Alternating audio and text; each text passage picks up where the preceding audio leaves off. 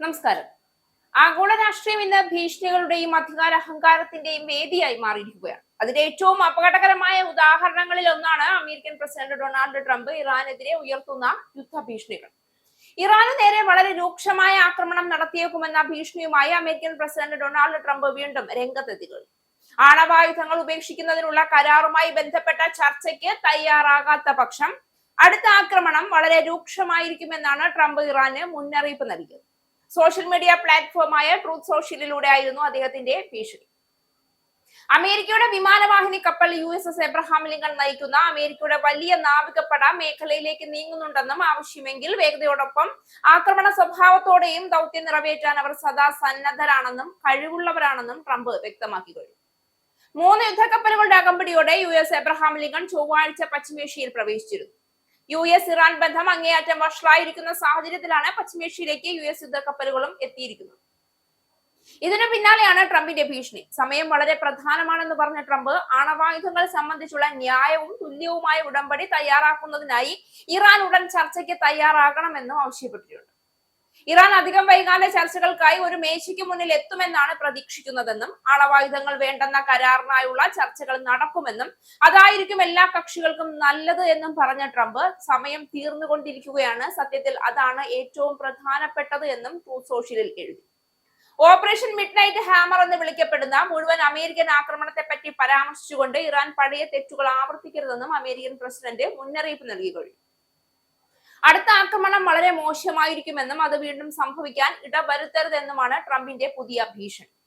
സൈനിക ഭീഷണികളിലൂടെയുള്ള നയതന്ത്രം ഫലപ്രദമോ ഉപകാരപ്രദമോ ആകാൻ സാധ്യതയില്ല എന്ന ഇറാൻ വിദേശകാര്യമന്ത്രി അബ്ബാസ് അരാക്ചിയുടെ പ്രസ്താവനയ്ക്ക് പിന്നാലെയാണ് US പ്രസിഡന്റിന്റെ പുതിയ ഭീഷണി വന്നിരിക്കുന്നത്.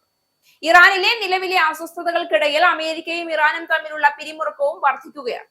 സർക്കാർ അടിച്ചമർത്തലിനെതിരായ പ്രതിഷേധങ്ങളിൽ ആയിരക്കണക്കിന് ആളുകളാണ് ഇറാനിൽ കൊല്ലപ്പെട്ടിരിക്കുന്നത്.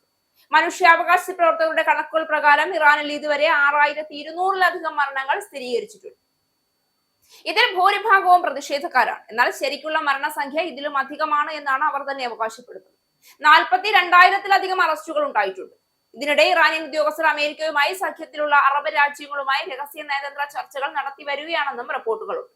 ഇറാനിലെ supreme national security council secretary Ali രാജ്യാനി ഖത്തർ പ്രധാനമന്ത്രി Sheikh Mohammed bin Abdul Rahman Al താനിയുമായി സംസാരിച്ചു. അതേസമയം അബ്ബാസ് അരാക്ചിയും അമേരിക്കൻ പ്രതിനിധി സ്റ്റീവ് വിറ്റ്കോഫുമായുള്ള ഏഷ്യൻ വിദേശകാര്യമന്ത്രി ബദർ അബ്ദല്ലാട്ടി അരാക്ചിയും പ്രത്യേകം കൂടിക്കാഴ്ച നടത്തി. വളരെ ശക്തമായ ആക്രമണം എന്ന വാക്കുകൾ ട്രംപ് ഉച്ചരിക്കുമ്പോൾ അത് വെറും ഒരു മുന്നറിയിപ്പല്ല, മറിച്ച് ലോക സമാധാനത്തോടുള്ള തുറന്ന വെല്ലുവിളി തന്നെയാണ്. അന്താരാഷ്ട്ര നയതന്ത്രത്തിന്റെ അടിസ്ഥാന തത്വങ്ങളെ കാറ്റിൽ പറത്തിക്കൊണ്ട് ഭീഷണിയെയും ഭയത്തെയും ആയുധമാക്കുന്ന ഈ രാഷ്ട്രീയ നാടകത്തിനു പിന്നിൽ ഉത്തരവാദിത്വ ബോധമില്ലാത്ത അധികാരമോഹം മാത്രമാണ് കാണുന്നത്. ആണവായുധങ്ങൾ ഉപേക്ഷിക്കണമെന്ന ആവശ്യം ഉയർത്തിക്കാട്ടി ഇറാനെതിരെ ആക്രമണ ഭീഷണി മുഴക്കുന്നത് സമാധാന സംഭാഷണത്തിനുള്ള ക്ഷണമല്ല, മറിച്ച് ഞങ്ങളുടെ നിബന്ധനകൾ അംഗീകരിച്ചില്ല എങ്കിൽ നാശം വിതറുമെന്ന അധിനിവേശ മനോഭാവത്തിന്റെ തുറന്ന പ്രകടനമാണ് എന്ന് പറയേണ്ടി വരും. ഒരു രാജ്യത്തിന്റെ പരമാധികാരം, ജനങ്ങളുടെ സുരക്ഷ, പ്രാദേശിക സ്ഥിരത എന്നിവയെല്ലാം അവഗണിച്ച് ആഗോളവേദിയിൽ ശക്തി പ്രകടനം നടത്തുകയാണ് ട്രംപ്. ഇത് നയതന്ത്രമല്ല, രാഷ്ട്രീയ നാടകമാണ്. അപകടകരമായ ഉത്തരവാദിത്വമില്ലാത്ത നാടകമെന്ന് പറയേണ്ടി വരും. ഇത്തരമൊരു സമീപനം പശ്ചിമേഷ്യയെ വീണ്ടും യുദ്ധത്തിന്റെ തീക്കളത്തിലേക്ക് തള്ളിവിടാനുള്ള സാധ്യത വർദ്ധിപ്പിക്കുകയാണ്. ഇതിനകം തന്നെ യുദ്ധങ്ങളും ഉപരോധങ്ങളും മൂലം തകർന്ന ഒരു പ്രദേശത്ത് പുതിയ ഭീഷണികൾ ഉയർത്തുന്നത് സാധാരണ ജനങ്ങളുടെ ജീവിതത്തെ കൂടുതൽ ദുരിതത്തിലാണ്. എന്നാൽ ട്രംപിന്റെ പ്രസ്താവനകളിൽ മനുഷ്യ ജീവിതത്തിന്റെ മൂല്യത്തെക്കുറിച്ചോ യുദ്ധത്തിന്റെ ഭീകരതയെക്കുറിച്ചോ ഒരു ചിന്ത പോലും കാണാനില്ല.